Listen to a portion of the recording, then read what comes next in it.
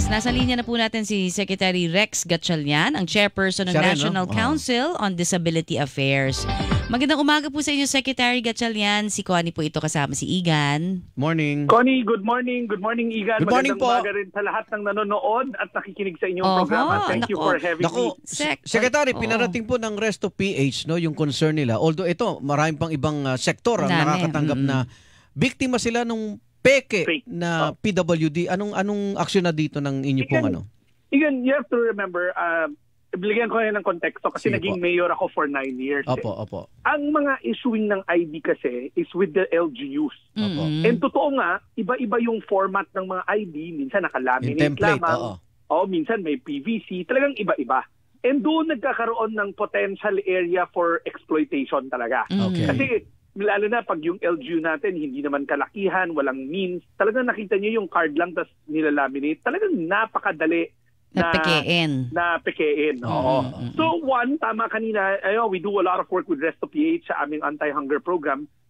Number one, na yung portal ng yung database ng DOH has a lot of work to be done. No? Mag-usap kami ng DOH tungkol dyan, lalo na pagdating sa updating. Pangalawa, yung updating kasi ang gumagawa rin yan, LGU. So we really have to also work with DILG para to push their LGUs na yung updating kailangan mabilis. Kailangan accurate. Pero more than anything, kahit na maganda na yung database mo, kung tulad nga na sinabi ko, walang standard look, walang standard template. Madaling pekein, dapat uniformed. Yes. So yun ang pinag-aaralan namin ngayon. In fact, kagabi na sa Senate budget hearing kami, tinanong rin tong tanong na to. At ang sagot nga namin, we are now in the process of working out or looking at we'll work with the Resto PH about a universal template for the ID. Alam nyo, meron kaming nakitang sample, yung sa Integrated Bar of the Philippines. Meron silang ID.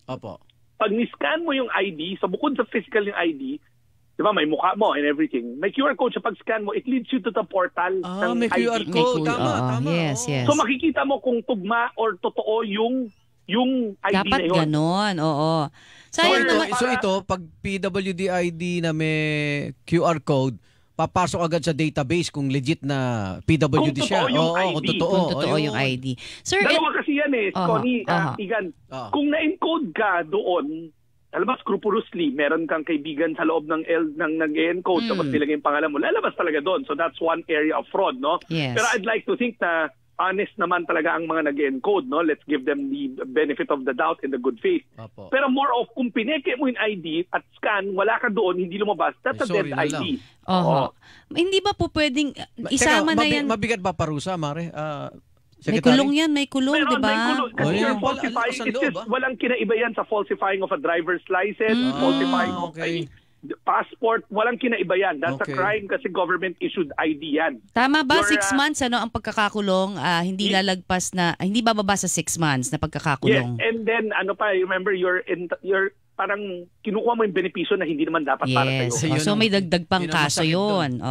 So bakit hindi na lang ito isama halimbawa sa national ID kaya? Parang kasi yun, tama ka doon na pag-usapan nyo na para hindi masyado maraming ID. Sa national ID, wala naman siyang, Connie, wala naman siyang indicators on being a PWD. Okay, nga po. Baka pwedeng ma-incorporate it later on? Hindi ba pwedeng ganon? Yes, we can merge that. Yes. Actually, yun naman talaga ang thrust. Pero ang worry ko kasi, di ba nag-roll out pa rin yung national ID? Opo. Baka naman pag antayin natin ang antayin yun, tumagal naman ang tumagal yung solusyon. Okay. Kasi alam nyo, sa last na talaan, yung tinignan namin, there's 1.8 million Filipinos are classified as PWD. Igan, Connie, kung iisipin mo, hindi karamihan yun. Kakayanin natin kaagad yun. Pwede natin gawin in batches, siguro. We just have to work with the local government unit also. Pero, yes, tama ka doon. Sana sa national ID later on. Secretary, naging mayor ka. Ang mga reklamong pinaparating sa amin dito, palakasan, madaling makakuha. Baka it's about time na mahigpitan na nga. Yung pinag-uusapan natin ngayon. We'll work with DILG. Ang problema kasi nito, meron kasing, di ba, pag kukuha ka ng PWD ID na yan, yung kukuha ka ng parang medical certificate. Yes. Okay. Hindi hawak ng mga LGU yun. So let's say, meron kang kamag-anak na doktor, you do that assessment.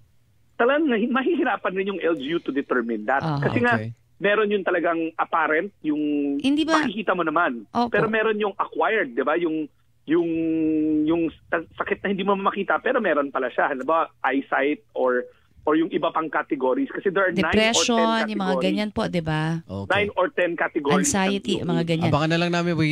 Secretary, samantalin namin, isa lang po, mabilis lang po ito, yung ating pong relief operation o tulong sa mga biktima ng sunod-sunod na bagyo. Update lang, assessment. Tuloy-tuloy tayo doon. Igan, in fact, galing lang ako sa Catanduanes ng Lunes. Si Presidente yesterday naman nandun. We've committed na tuloy-tuloy tayo doon at hindi rin natin binibitawan ng operations up north sa Region 2, sa Cagayan Valley, sa Region 3, yung dinaanan ni Pepito. Lahat yan sabay-sabay.